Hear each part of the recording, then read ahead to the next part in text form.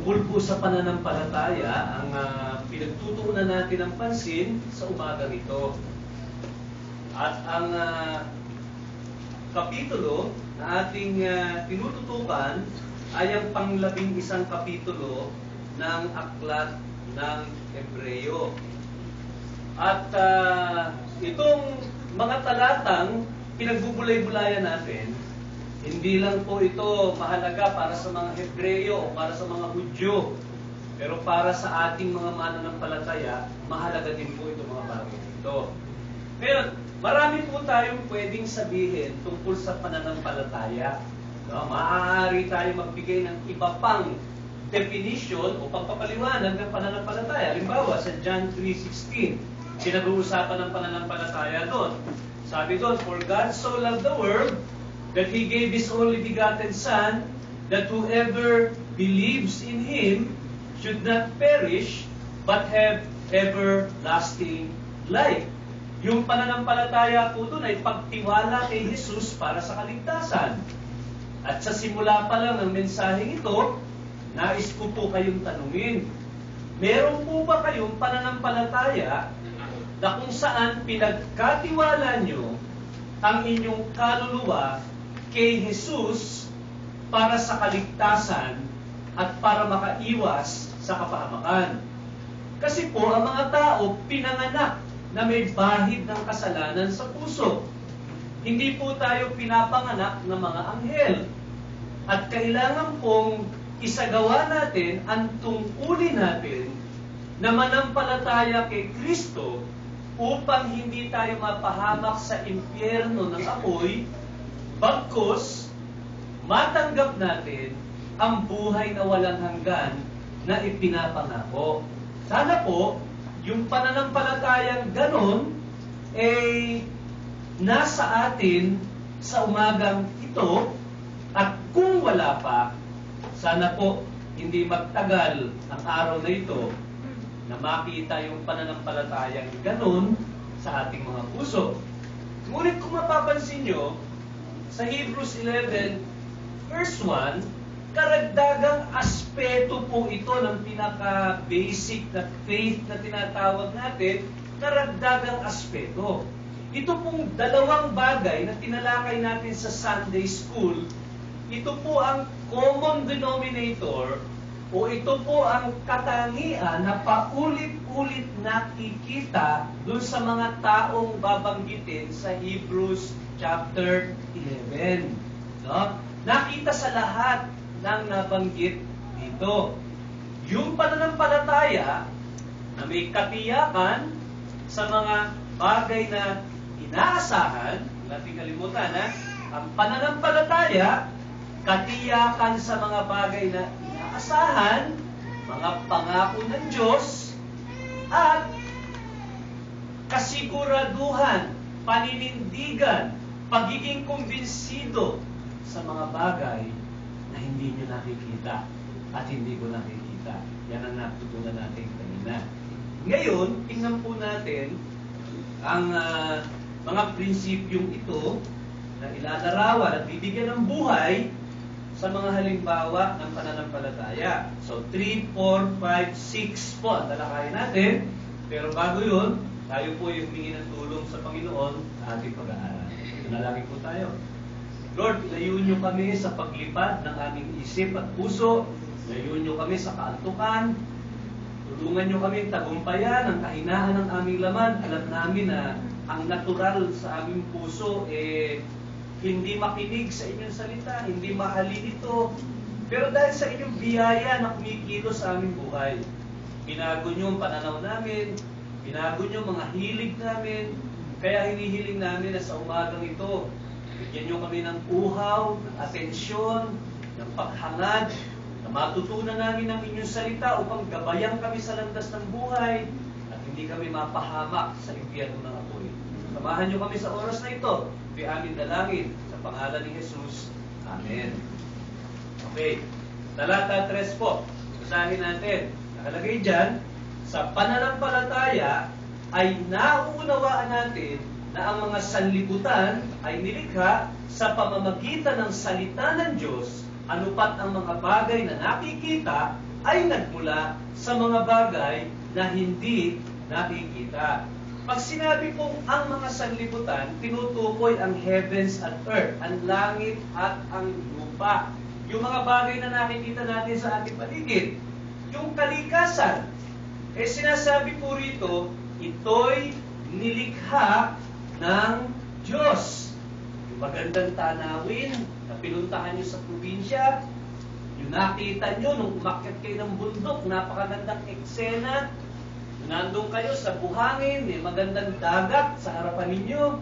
O kung saan man kayo tumungo, na nakita nyo, napakagandang lugar, matayog ng mga puno, magagandang ibon, mga bulaklak, mga punong kahoy, malilinis na ilog.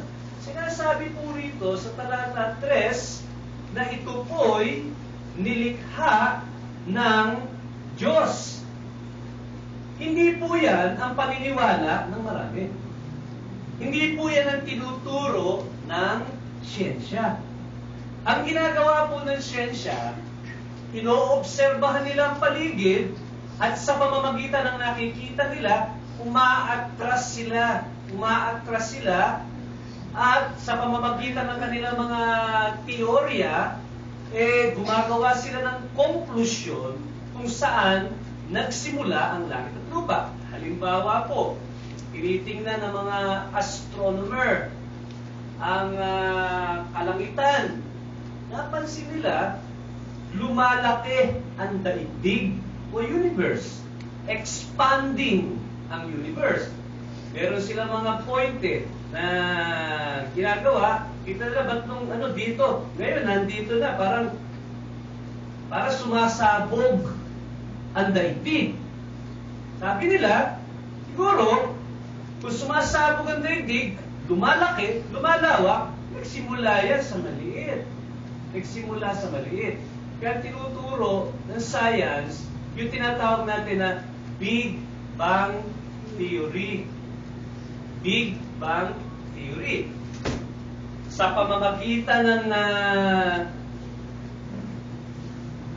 isang elemento, dumami, naghati-hati, bigla na lang nagkaroon ng buhay, pagkatapos nag-evolve ang daigdig, kasama na rito mga tao, nag-evolve sila, proseso ng pagpapaganda ng uri.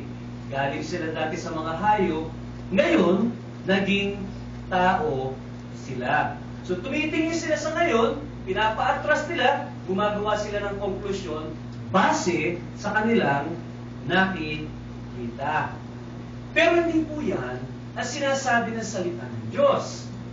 Ang unang 2 kapitulo ng salita ng Diyos, ng Biblia, itinuturo na mayroong makapangyarihan Diyos na nasa likod ng langit at lupa kung papaano ito nangyari. Nilikha, nilalang ng isang makapangyarihan Diyos. Yan ang tinuturo ng Genesis 1 and 2. Na yun daw, mga nakikita natin sa langit at lupa, lumabas, nagkatotoo, sa pamamagitan lamang ng salita. Sabi ng Diyos, let there be light. And there was light. Sinalita lang niya. Napaka-makapangyarihan yung kanyang salita. Sapagkat kung kayo, sabihin nyo, kung brown out, sabihin nyo, let there be light. Brown out pa rin. Walang kapangyarihan ang salita natin. Baka ibang salita ng Diyos. Let there be trees. Let there be light, darkness. Salita lang ang ginamit. Pero hindi pa yan, ha? Meron pang napaka-kamangha-mangha, kasindak-sindak. Kasi, hindi lang siya nagsalita. Ang sabi po sa verse 3, ang mga bagay na nakikita ay nagsimula sa mga bagay na hindi nakikita. Yan pong inuupuan yung silya, may materialis po na pinanggalingan niya bago naging silya. Hindi po yan galing sa hangin. No? Lahat ng ang bagay na nakikita nyo, may raw materials na pinanggalingan. Mula sa electric fan, sa sinusuot yung damit, na relos, hindi lang biglang sumulpot yan. At naging relos, naging electric fan, naging bahay, naging sila. May pinanggalingan. Now, ganyan ang prinsipyo ng siyensya. May pinanggagalingan ang mga bagay na nakikita natin na mga materyales na nakikita din natin. Pero hindi po ganyan tinuturo ng salita ng Panginoon. Ang ginamit po ng Diyos na materyales para lalangin ang tao at langit at lupa. Yung langit at lupa pala, tao galing sa alikabok eh. Yung langit at lupa, ang materyales na kanyang ginamit, wala. Wala. Nakakita na ba kayo ng wala? Wala rin. Hindi niya makita. Pero ang daming wala. Di ba? Hindi ko sinasabing mga attender na wala. Nandito naman karamihan. Ibig ko sabihin, madaming wala. Di ba? Nakikita yan. Wala. Ang daming materialis ng Diyos. Kasi wala eh.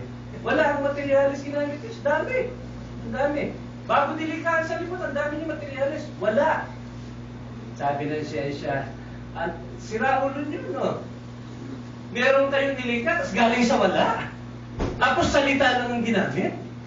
Kaya hindi maniniwala ang siyensya sa mga sinasabi natin. Kasi naman, hindi talaga babagay yun sa tamang pangangatwiran eh. Diba? Paano ka makaka-create ng bagay? Hindi ka nga makakreate ng silya, bundok pa ang i-create mo. O dagat pa ang i-create mo. Mula sa salita, galing sa wala. Sabi ng may akda, yung bagay po na yon, usapin ng pananampalataya. This is an issue of faith. No? Hindi human reasoning. Hindi kasi papasok sa human reasoning yung paglalang ng sanlibutan mula sa salita galing sa wala. Hindi papasok sa human reasoning yun eh. It is not against human reasoning. Hindi ito laban sa pangangatwiran, kundi lampas sa pangangatwiran. So ang Diyos, hindi ganon. May pangangatwiran ng Diyos. Kaya lang yung pangangatwiran ng Diyos, lampas sa pangangatwiran ninyo. Kaya hindi natin man maintindihan sa pamamagitan ng pangangatwiran natin kung paano nagkaroon ng langit at lupa, ang tungkulin natin, paliwalaan na ito'y galing sa salita at galing sa wala sapagkat ito ang sinabi ng Diyos. Yun ang ibig sabihin ng pananampalataya. Wala man tayo ron, wala din naman yung mga scientifico dun eh. Wala man tayo ron, yung itinatag ang langit at lupa. Mahirap man ipaliwanag ng ating pangangatwiran dahil lampas sa ating antas ng pag-iisip, naniniwala tayo na ang langit at lupa ay nilalang ng Diyos sa pamamagitan ng pananampalataya. So yun ay pagpapatunay ng verse 1 na ang pananampalataya ay paninindigan sa mga bagay na hindi nakikita. Kasi wala naman ang pinakamatanda sa inyo rito, wala naman nung nilikha ang langit at lupa. Nandun pa kayo, hindi nyo nakita yun eh. Wala nakakita eh. Pero sabi dito, kahit hindi nakita, naniniwala tayo.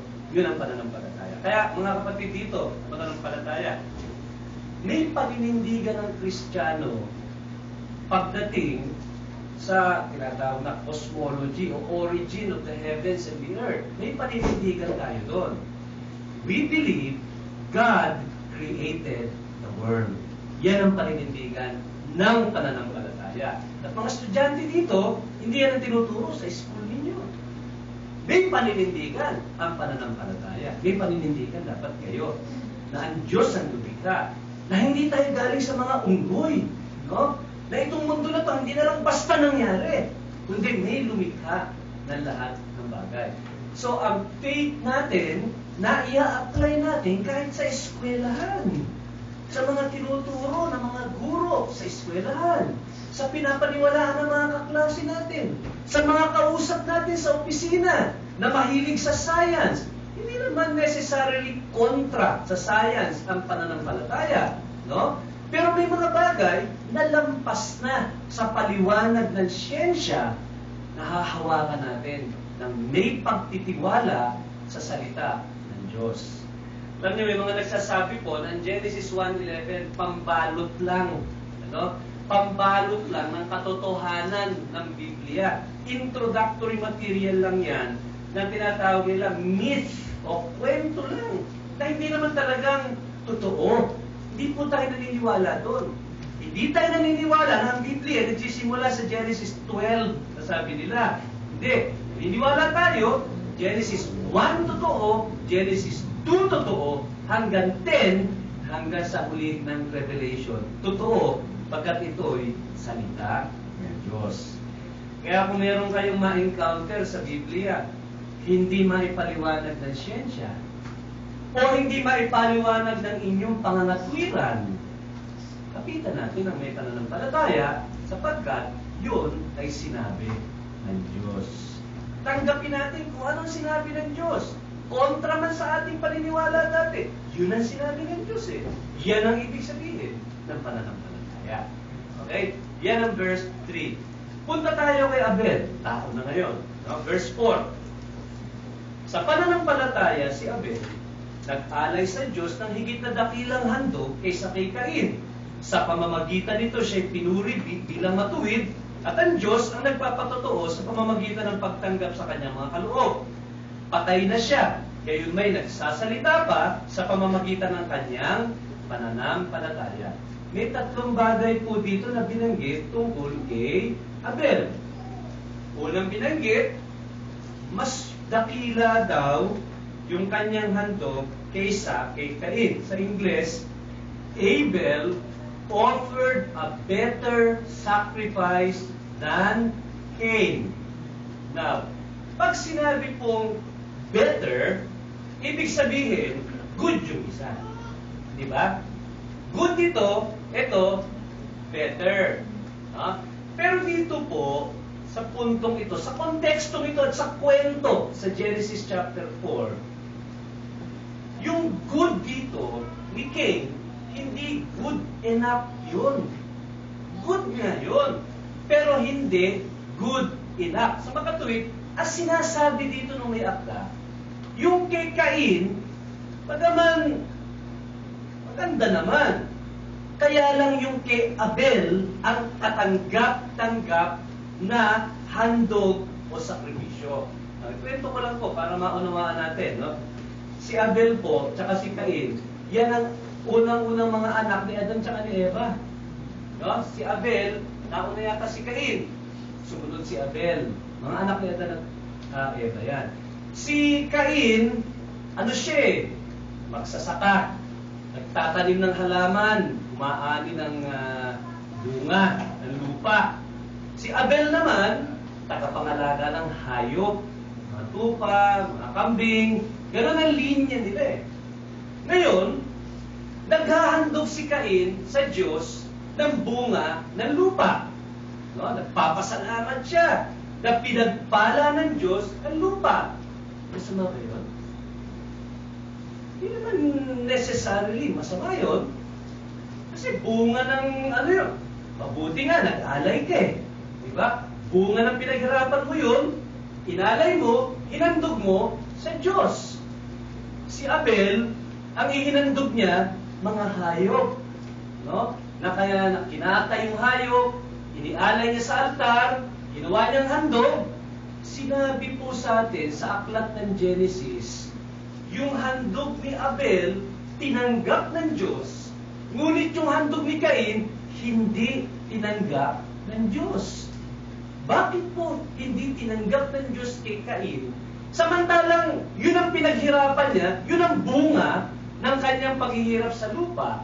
At yung kay Abel, tinanggap niya, samantalang kay Cain ay hindi. Ano po sinasabi dito na dahilan? Sinasabi pong dahilan, tingnan niyo verse 4. Sa pananampalataya, nag-alay si Abel sa Diyos na higit. Sa makatuwid, pananampalataya ang dahilan. Ngayon, ano pong ibig sabihin na pananampalataya ang dahilan kung bakit tinanggap yung kay Abel, yung kay Cain, hindi? Pinapakita natin, walang pananampalataya si Cain, si Abel, meron. Paano po nag-work out yung pananampalataya kay Abel dito? Ganito po Hindi po ito nakalagay sa Biblia, pero malamang ganito po ang katotohanan. Nagkasala po si Adan at si Eva. Kailangan nila ng pagpapatawad ng kasalanan. Kanino po nanggagaling ang basihan kung bakit tayo napapatawad sa ating kasalanan? Alam po nyo kung kanino galing yun? Pagpapatawad ng ating kasalanan? Kay Jesus po yun Yung pagkamatay ni Jesus sa krus. Yan ang batayan kung bakit tayo napapatawad sa ating kasalanan. Tinubos tayo ni Kristo. Binuhos ang kanyang dugo sa krus. Nung unang panahon, wala pa si Kristo noon. Kailangan pa ng litrato, larawan para makita ng mga tao na kailangan may ibubuhos na dugo para mapatawad ang kasalanan. Sabi nga po sa Hebrews 9:22, without the shedding of blood, there is no remission of sins. Malibang may ibuhos na dugo, walang kapatawaran. Kay Kristo yon. Pero nung una, ginamit ng Diyos ang mga animal sacrifices, no? Mga paghandog na mga hayop na tinatanggalan ng dugo at yun ay hinahandog sa Diyos.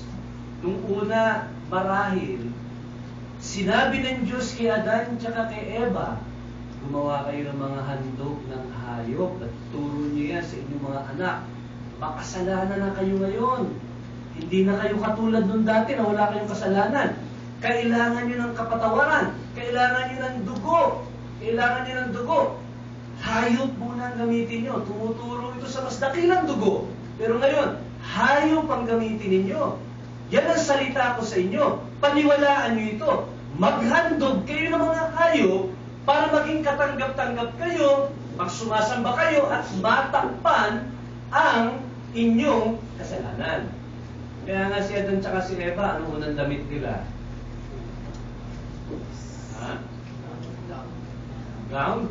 Hindi, wala pa pong gown nun. Dahon. Dahon. Wala ko gown. Dahon. Tama po, sila yung naglagay ng dahon. No? Pero, hindi naglaon, hindi na dahon ang ginamit. Mas matibay na. No, mahirap yung dahon, baka lipa rin. Mga balat ng hayop.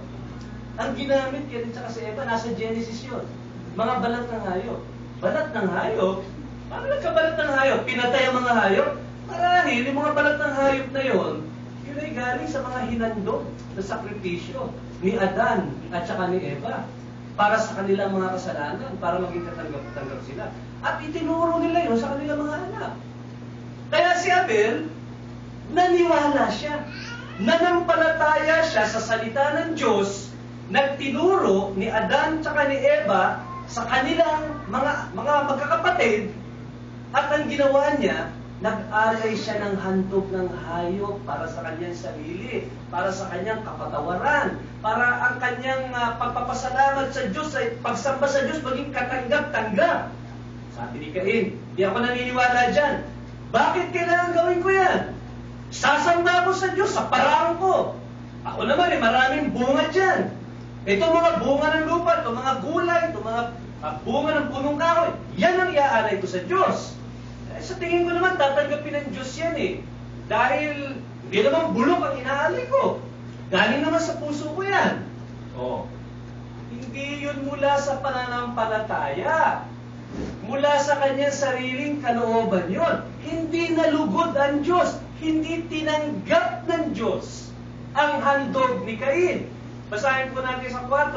Sabi, sa pamamagitan nito, si Abel ay pinuring matuwid Sumunod siya eh.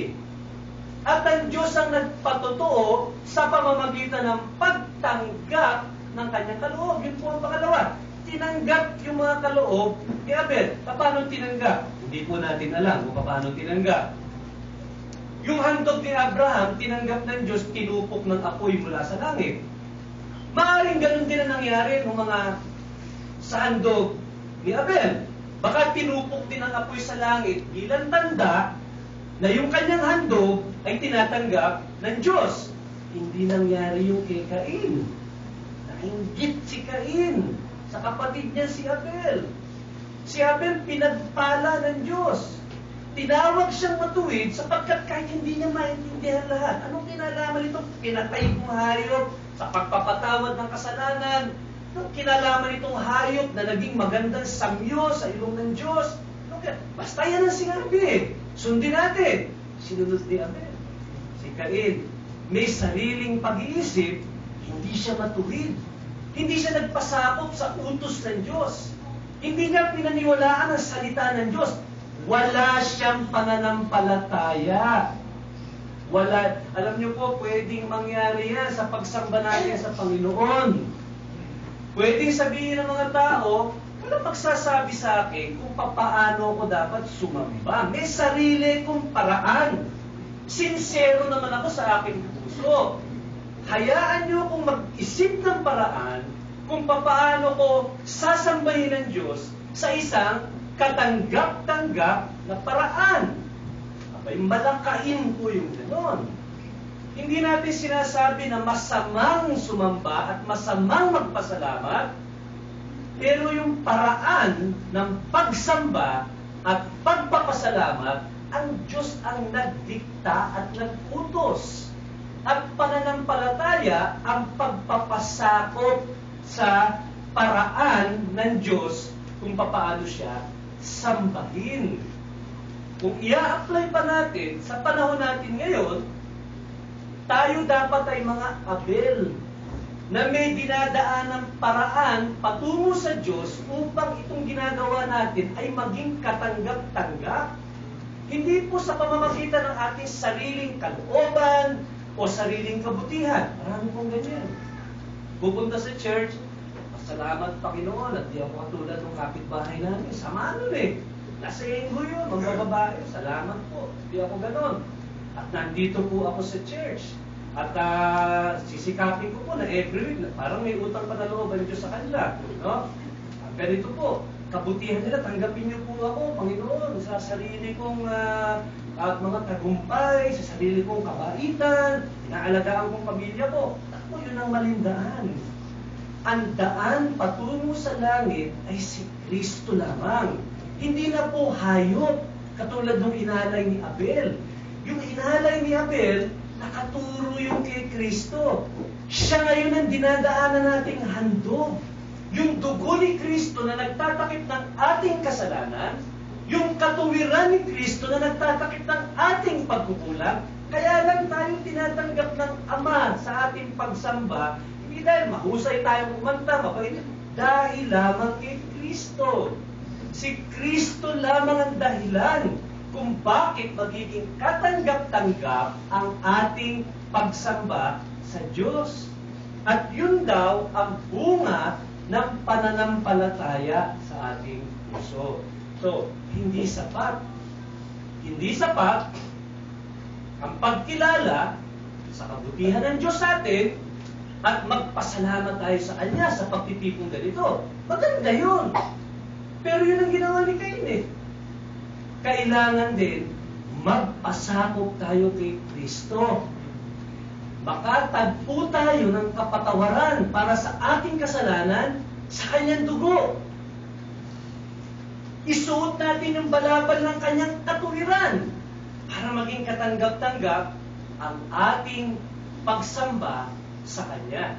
Yan ang dakilang handog na hinahanap sa atin ng Diyos. Si Kristo na ating tagapamagitan patungo sa Kanya. Kaya may pangatlong sinabi tungkol kay Abel. Sabi sa huling bahagi ng 4, patay na siya, gayon may nagsasalita pa sa pamamagitan ng kanyang pananampalataya. Hirap pong paliwanag yan no? Patay na, may iniwan, namana, nagsasalita. Ano po ibig sabihin nun? Dalawa po ang maaaring kahulugan kung sinabi, patay na. Paano ba namatay si Abel? Pinatay. Tumanak ang dugo. Pinatay siya ni Cain Kapatid niya, isipin nyo. Sinaksak, pinatay. Parang ang hirap, hirap isipin, ano? Kapatid, pinaslang ng kapwa, kapatid. Pero nangyayari din ngayon yan. Nangyayari din yan. Pagkakapatid sa pananampalataya, nagsasaksakan, dapat hindi nangyayari yun. Dapat mag-alagaan. Imbis na mag-away at hindi magkaintindihan at magsiraan. Magsisiraan tayo, para lang tayo si Cain at saka si Abel. Wala nga lang tayong kutsilyo. Kung minsan, mas mabigat pa, mas matalim pa yung pananalita na paninira. Huwag tayong maging ganon. Ngayon, nung dumanak ang dugo sa lupa, sumisigaw yung dugo ni Abel ng paghihiganti. Paghihiganti. At narinig yun ng Diyos. Narinig. Dahil si Abel ay matuwid at kinalugdan ng Diyos, hinatulan ng Diyos si Cain. Kaya nga daw yung dugo ni Kristo, sabi sa Hebrews 12, mas mabuti sa dugo ni Abel. Kasi yung dugo ni Abel sumisigaw, paghihiganti, vengeance, Lord, ipaghiganti niyo ako, pinatay ako, matuwid ako. Dugo ni Kristo sumisigaw ng pagpapatawad, alok ng biyaya at kapatawaran. No? Pero yun ang isang maaaring ibig sabihin. No? Nagsasalita. Ibig sabihin nito, sa buhay man at sa kamatayan ni Abel, pinagpala siya ng Diyos. Pinakita ng Diyos yung kanyang pagpapala sa kanya. Ipinaghiganti siya ng Diyos. At pwede rin naman, ang kahulugan nito, yung patotoo ni Abel, bagaman siya'y patay na, pinakita na nagtiwala siya sa Diyos sa panahon na maaaring hindi umaakma sa kanyang pangatwiran yung kanyang ginagawa, pero siya'y nagtiwala sa Diyos sa pagsunod sa kanyang salita at alituntunin. So yan po si Abel. Tungkol sa pagsamba ito pagsamba ng may pananampalataya. The person who worships with faith will follow what God tells him to do with respect to worshiping Him. Ano sinabi ng Diyos? Paraan, magsamba sa Kanya, yung taong may pananampalataya, susundin yun, katulad ni Abel. At yun ay katanggap-tanggap na handog sa Diyos. Okay. Verse 5 naman tayo. Lumipat naman tayo kay Enoch, no? Sabi po dyan, sa pananampalataya, si Enoch ay dinalang paitaas. Ano ba't hindi na niya naranasan ang kamatayan? Hindi na siya natagpuan sapagkat siya'y kinuha ng Diyos. Sapagkat bago siya dinalang paitaas, pinatotohanan ng Diyos ay nalugod sa kanya. Ang ganda na naranasan ni Enoch. Nakakaingit, ano? Naingit ba kayo kay Enoch? Si Enoch kasi hindi namatay Di ba? Nung tapos ng paglakad niya dito sa lupa, ang ginawa ng Diyos, kinuha na lang siya. Hindi niya dinaanan ang kamatayan. Ganon din ang nangyari sa isa pang Bible character. Kilala niyo kung sino? Si Elias, si Elijah. Di ba? Hindi rin namatay yun Yung si Elijah, meron pa bang iba na ganon? Na hindi makakaranas ng kamatayan? Marami. Pagbalik ni Kristo dito, buhay pa kayo, hindi na kayo kailangan mamatay. Andyan na siya, no? Dumating na So ngayon, dalawa lang. Pagdating ni Kristo, marami. Diretso na. Sa resurrection ando na yan, ando na si Kristo Pero, kamangha-mangha, ang nangyari, dinala daw ng paitaas. No? Dinala ng paitaas, inulit. Dito sa talata 5. Ano daw ang dahilan? kung ba't dinala pa itaas si Enoch at hindi na siya nakaranas ng kamatayan.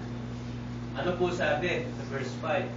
Sa pananampalataya, si Enoch ay dinalang paitaas.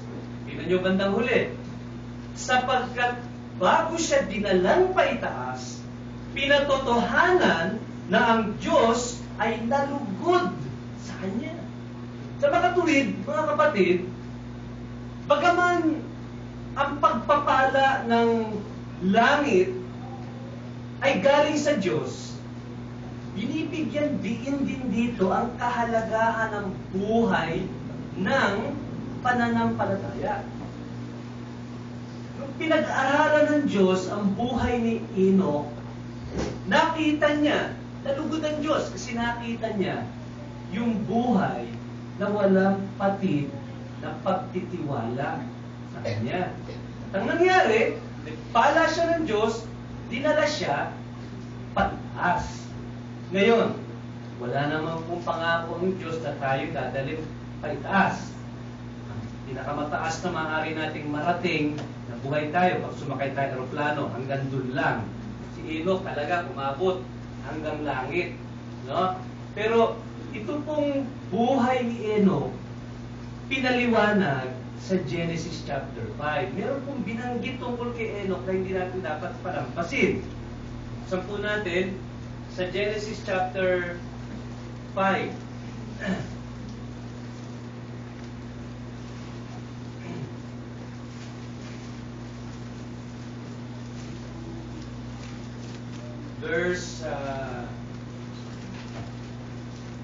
Verse 20 hanggang verse 24. Sabi po dyan, ang lahat na naging araw, verse 21 pala, verse 21. Verse 19. Nabuhay si Jared pagkatapos na may panganak si Enoch ng 800 taon. Nagkaanak pa ng mga lalaki at mga babae. At lahat ng araw ni Jared ay 962 taon, siya'y namatay. Nabuhay si Enoch ng 65 taon at naging anak niya si Matusalem. Verse 22. Lumakad si Enoch na kasama ng Diyos. Pagkatapos na maipanganak si Matusalem, 300 taon. Nagkaanak pa siya ng mga lalaki at babae. Lahat ng araw ni Enoch, 365 taon. Pansinin niyo uli sa 24. Lumakad si Enoch na kasama ng Diyos. At hindi na siya natagpuan sapagkat siya'y kinuha ng Diyos. 2 beses po sinabi, ano? Enoch walked with God. Si Enoch lumakad kasama ng Diyos. Ano po ibig sabihin ng expression na yun? Lumakad kasama ng Diyos. Pag meron po ba kayong nakita sa parke, no? Sa parke o kung saan mang lugar, magkasama sila na lumalakad. Ano po ba papasok sa isip ninyo? Pag magkasama silang lumalakad. Halimbawa, pag boyfriend at girlfriend, naka-holding hands, magkasama silang nag-i-stroll sa park. Ano po bang papasok sa isip ninyo pag nakakita po kayong gano'n? Maaaring meron po tayong 3 bagay na pwedeng isipin para maunawaan natin kung ano ba ibig sabihin ng lumakad si Enoch kasama ng Diyos. Unang-una, nagpapakita ng malapit na relasyon.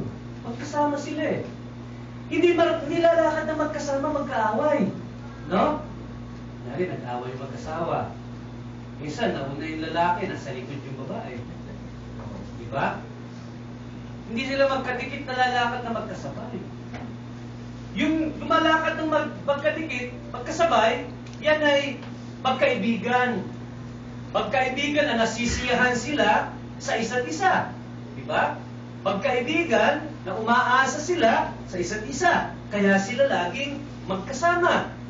Diba? pinapakita sa atin na napakalapit ng relasyon ni Enoch sa Diyos. Sinisikap niya hindi malayo sa Diyos. Napakaraming impluensya at tukso magmula sa internet, mga sinasabi ng tao, media, o mismong kasalanan sa ating puso at isip na magpapalayo sa atin sa Diyos. Sinikap ni Enoch na hindi siya pupunta sa lugar na malayo siya sa Diyos. Lumakad siya kasama ang Diyos. Sa mga tuwid, ikinatutuwa niya ang presensya ng Diyos. Ayaw niyang malagay sa isang sitwasyon na ang feeling niya malayo ang Diyos. Lumakad siya na parang nandun ang Diyos sa kanyang tabi at yun ay kanyang ikinatuwa at ikinatuwa din ng Diyos. Hindi po ba? Pangalawang maaaring ibig sabihin na lumakad si Enoch kasama ng Diyos. Ibig sabihin, meron silang agreement. Pareho ang kanilang pananaw, prinsipyo, pag-iisip, direksyon. Kaya nga po sa pananampalataya natin, inuutusan tayo, kung tayo mag-aasawa tayo ng parehong pananampalataya, parehong pag-iisip. Kasi, paano kayong magsasama, kunyari ang isa gustong pumunta sa Hilaga, yung isa naman sa Kanluran, no? Yung isa gustong magbakasyon sa Norte, yung isa gustong magbakasyon sa Mindanao. Walang pagkakaisa. Hindi kayo pwedeng magsama sa isang direksyon. Sa makatuwid po, yung si Enoch lumakad kasama ng Diyos. Si Enoch, nagpapasakop siya lagi sa kalooban ng Diyos. Hindi po siya lumilihis sa daan na dinadaanan ng Diyos. Sa makatuwid, kung meron 3 daan na pwedeng daanan, dito dumaan ng Diyos. Yan ang kanyang kalooban. Diyan din sumama si Enoch. Maaaring mas maganda itong 2 daan. Ito medyo mabato at malubak at mahirap. Kung diyan dumaan ng Diyos, sumama siya sa Diyos sa dinaanan ng Diyos. So, kasama niya ang Diyos sa makatuwid, hindi niya hiniwalayan ng Diyos pagdating sa pagsunod at pagpapasakop sa mga utos at kalooban ng Diyos. O di kaya naman, pangatlo, lumakad si Enoch kasama ng Diyos, maaari din na ang Diyos mismo umakay kay Enoch. Kasi po si Enoch, katulad natin, mga makasalanan. Alam po ba niyong hayop na inalin tulad tayo bilang mga makasalanan? Hindi po tayo inalin tulad sa agila eh. Hindi po tayo inalin tulad sa leon. Inalin tulad tayo sa tupa. Ang tupa po, madaling maligaw. Pag may nakita siyang maganda ron, nadamuhan, hindi na niya iisipin kung lason yung damo. Hindi, basta punta siya ron. Lalayo siya dun sa kawan at sa kanyang pastol. Ganyan po ang puso natin. Madaling humiwalay, madaling matukso, madaling maakit sa mundo, madaling mag-distract, madaling lumihis. Kailangan tayo akayin ng Diyos. Alam niyo kung bakit naririto tayo ngayon? Kahit ang mga puso natin, nakikitaan natin ang pagmamahal sa mundo, nakikitaan natin ang pagkahulog sa tukso, kaya tayo narito ngayon. Inakay tayo ng Diyos dito. Ang Diyos ang nag-ingat sa atin sa pamamagitan ng kanyang lakas at biyaya. Hindi tayo nandito ngayon dahil sa ating lakas. Walang makapagmamalaki dito na dahil sa kanyang pananampalataya, nandito pa rin siya. At sa kanyang lakas ng loob at pagsisikap, andito pa rin siya. Hindi po. Mahina tayo. Kung iiwanan ka ng Diyos sa inyong sarili, mahuhulog ka sa kasalanan. Baka naghiwalay na tayo bilang pamilya. Baka kung anong kasalanan ang kinahulugan natin. Kaya tayo nandito inaakay tayo ng Diyos, hinihila tayo ng Diyos, kung minsan ginagabayan tayo ng Diyos. Kaya nga nung sinabi na si Enoch lumakad kasama ng Diyos, sinama siya ng Diyos sa kanyang paglalakad sa buhay. Nakakaingit si Enoch. Tanong ko po sa inyo, kasama ba niyo ang Diyos sa paglakad niyo sa buhay? Masasabi ba sa inyo yung nasabi kay Enoch? Kunwari, sa eskwelahan. Sa eskwela, kasama niyo ba ang Diyos sa eskwelahan? O sasabihin ng Diyos sa inyo, hiwalay na tayo dyan, mangungopya ka eh. Hiwalay na tayo, ikaw na lang dyan. O, papasok ka sa immoralidad eh, ay ikaw na lang dyan. Sa pamilya, mga mag-asawa. O, kung merong immoralidad na nangyayari, hiwalay na tayo ng Diyos. Kasi tinuturo ng Diyos kabanalan, katuwiran, katapatan. Pagka nakapag-isip tayo ng paghihiwalay o pangangaliwa, o di kaya pagka wala ng katapatan, hiwalay na tayo. Hindi na pwede sabihin, lumakad ka kasama ng Diyos. Hindi sasama ang Diyos sa iyo dun eh. O, di ba? Sa trabaho, sa opisina, sa pabrika, mga kapatid, tanungin natin, yung bang ginagawa natin at uri ng buhay natin, sasamahan tayo ng Diyos?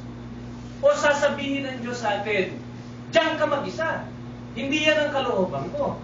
Lumakad ka sa sarili mong landas, nandito ako. Gusto mong sumama sa akin, eto ang kalooban ko. Eto ang sundin mo. O, masasabi ba sa atin na gano'n? Mabuti na lang ang Diyos mahabagin.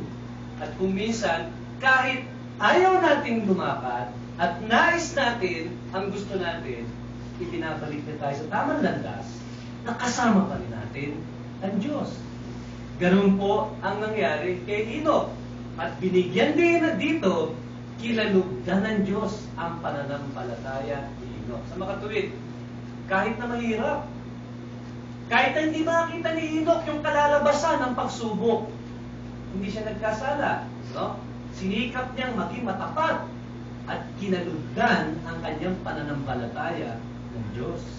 So, ang tanong ko, yung bang pananampalataya niyo, masasabi, katulad nung sinabi sa Hebrews 11 and verse 5, no? Yung bandang uli, kay Enoch, pinatotohanan na ang Diyos ay nalugod sa kanya. Ngayong umaga, tanungin ko po kayo, malulugod ba ang Diyos sa uri ng inyong pananampalataya? Sa uri ng inyong buhay? Masasabi ba na kasama niyo ang Diyos sa inyong mga adhikain? Kasama niyo ang Diyos sa inyong plano? Kasama niyo ang Diyos sa inyong pamilya? Kasama niyo ang Diyos sa inyong trabaho? Kasama niyo ang Diyos sa inyong eskwelahan?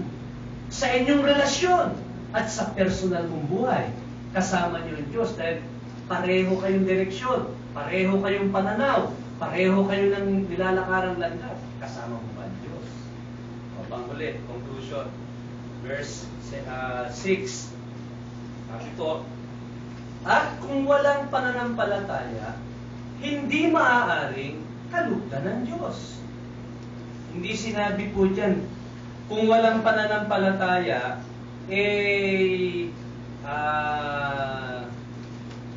posibleng kalugdan ng Diyos. Hindi po. Hindi maaaring kalugdan ng Diyos. Sapagkat ang sino mang lumalapit sa Kanya ay dapat sumampalatayang may Diyos at siya tagapagbigay gantimpala sa mga masigasig na humahanap sa Kanya. Dalawang bagay lang po, ano? Sa ating pagwawakas. Dalawang bagay. Kung gusto nating maging kalugod-lugod sa Diyos, kailangan daw may pananampalataya. Sa English pa nga, mas mabigat yung salita eh. Sabi doon it is impossible. Without faith, it is impossible. Imposible na malugod ang Diyos sa atin kung wala daw tayong pananampalataya. Dahil, sabi dito, dalawang bagay. Yung pananampalataya, naniniwala na ang Diyos ay umiiral. May Diyos. Dapat sumampalatayang may Diyos. Ngayon, gusto ko lang po sabihin na hindi po ibig sabihin ito na parang sumang-ayon lang tayo na may Diyos na buhay. Ganyan ang mga tao eh. Sabi nila, ang mahalaga pananampalataya, kahit sino pang Diyos yan. No? Basta ang mahalaga, may pananampalataya tayo. May Diyos naman dyan, nandiyan sa taas, kung sino man siya. Basta may pananampalataya tayo. Yan ang muntik na atakihin si Apostol Pablo sa puso niya. Nakita niya kasi sa Atenas eh. Yung isang altar, isang dambana, nasa ilalim ng dambana, alam niyo kung ano nakalagay? Sa isang Diyos na hindi kilala. No, ang attitude ng mga tao nun, basta religyoso ka, okay ka na. Kahit pa, anong pangalan ng Diyos na nakalagay dyan, kahit na sino, hindi namin kilala yan. Ang mahalaga, religyoso kami. May pananampalataya kami, sumasamba kami, kahit na sino pa man Diyos siya, kahit hindi ko kilala. Hindi mahalaga yon. Sabi ni Paul, hindi. Kayo, marami kayong alam sa mundo. Marami kayong alam sa siyensya, sa filosofiya, sa kultura, sa arts. Marami kayong alam. Ignorante kayo pagdating sa Diyos. Hindi tatanggapin ng Diyos yung ganyang pagsamba. Kailangan, kilala nyo yung inyong sinasamba at pinagtitiwalaan. Nangyayari naman sa lupa yan. Pagpapautang ka ba ng pera sa taong hindi mo pinagtitiwalaan? Ipagkakaloob nyo ba ang ari-arian ninyo, katawan ninyo sa taong hindi nyo pinagkakatiwalaan? Kailangan may tiwala kayo. Kailangan kilala nyo yung tao. Bago kayo magtiwala sa Diyos, kailangan kilala nyo yung Diyos. At yung ibig sabihin nito, hindi lang na may Diyos, kundi yung tunay na Diyos, dapat kilala natin. May relasyon tayo dun sa tunay na Diyos. Hindi pwedeng sabihin, kahit na sinong Diyos. Hindi mahalaga kung sinong Diyos yan. May Diyos sila, may Diyos kami, kahit na sino. Ang mahalaga may pananampalataya. Mali. Yung pananampalataya, kailangan kilala yung pinanampalatayaan. At ang salita ng Diyos ang binigay sa atin para makilala natin kung sino yung Diyos na yun. Hindi basta tinuruan tayo kung sino mang guru dyan, eto Diyos. Hindi. Ano ba ang sinasabi ng salita ng Diyos tungkol sa Diyos na yun? At doon ko ilalagak ang pagtitiwala kong buong buo doon sa Diyos na yun. Pero hindi lang yun ang binanggit. Eto naman, sabi, siya ang tagapagbigay gantimpala. May mga tao na naman nagsasabi, mahalaga, kilala natin ang Diyos, yung tunay na Diyos, ayaw sa salita niya. Pero huwag niyo iisipin yung gantimpala. Masama yan. Sambahin natin ang Diyos. Sundin natin ang Diyos. Huwag natin isipin ang gantimpala. Yun ang sabi dito eh. Siya'y tagapagbigay gantimpala. Ngayon, yung gantimpala po dito, kasi pag sinabing gantimpala, naisip natin yung mga sa Itbulaga, yung mga laban ba, yung mga gantimpalang, hindi ganon. Hindi ganon gantimpala. Ibig sabihin ito, sa English kasi mas maganda yung pagkakasabi. He is a rewarder of those who seek Him. Sa mga tuwid, ang ibig sabihin, naniniwala tayo na may Diyos, tunay na Diyos, ayon sa paliwanag ng salita ng Diyos. No? Ngayon, kung hahanapin daw natin yung Diyos na yon mula sa ating puso, na sinasabi dito, hindi kayo mabibigo. Gagantimpalaan ng Diyos yung inyong paghahanap. Ipapahayag niya sarili niya sa inyo sa kanyang kadakilaan, sa kanyang kahabagan, sa kanyang pag-ibig. Sa mga tuwid, walang humanap sa Diyos na nabigo. Dahil nagtago ang Diyos sa Kanya. Hindi. May gantimpala. May benepisyo. May pagpapala. May bunga na tatanggapin ang lahat ng maghahanap sa Diyos. Alam nyo, sino po bang pinakamataas na tao na nakamayanin nyo? Hindi ko sinasabi sino ang pinakamatangkad, kundi sino ang pinakadakilang tao na nakamayanin nyo. Meron na ba dito nakakamay kay President Aquino? Wala pa. Kay Vice President Binay, na nakontrobersya ngayon, di ba? Binay. Nakakamay na ba kayo kay Vice President? O may umuo? Ako nakakamay na rin ako kay Vice President Binay eh. No? Kasi nagpunta akong PGH minsan, yung asawa kasi niya, doktor yun eh. Doktora Elenita Binay. May dinadalong pasyente sa PGH. may pasyente kami doon. Di po ako doktor. Yung membro sa church na sinasabi ko na dinadalaw. Tama-tama, nandun pala siya. Nakipagkamay ako sa Vice President Binay. Pero tingnan nyo walang nakapagkamay kay Noynoy Aquino sa inyo. Dalawa lang ang nakapagkamay kay President Binay. Hindi po pangkaraniwan na makakapagkamay kayo, makakasalamuha kayo sa mga dakilang tao. Ngayon po, baka iniisip ninyo, ang Diyos mas mataas siyang kay Noynoy at kay Vice President Binay. Sinong pwedeng kumamay kumbaga sa Diyos? Sinong pwedeng magkaroon ng relasyon sa Diyos? Napakataas, napakababa lang tayo. Kahit nahanapin mo, hindi magpapakita. Sino ba tayo? Para pansinin ng Diyos. Sino ba tayo? Ang liliit natin. Nilikha lang tayo. Ang Diyos kataas-taasan. Ang trono nasa langit, sinusunod ng mga anghel.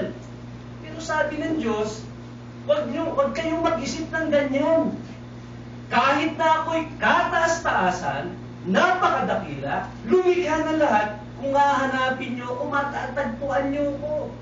Mahahagilap nyo ko. Kaya nga mga kapatid, hanapin natin ang Diyos. Mga kaibigan, hanapin natin ang Diyos. Walang saysay ang buhay na walang Diyos. Walang saysay ang buhay na hindi tama ang ating Diyos. Hanapin natin ang Diyos ng Biblia. At sinabi ng Diyos, may mapapala kayo. May gantimpala kayo. Hindi kayo mabibigo kung ako'y inyong hahanapin. Manalangin po tayo.